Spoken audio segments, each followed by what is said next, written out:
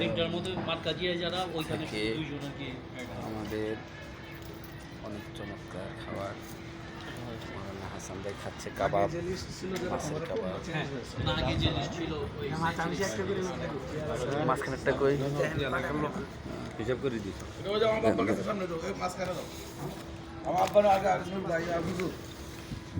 আমি একটা জাল ছাড়াই দিই।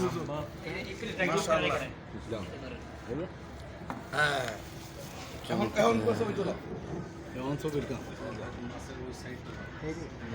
কাবাব কি একা একটা করে নাকি না আরো দাও জন কোন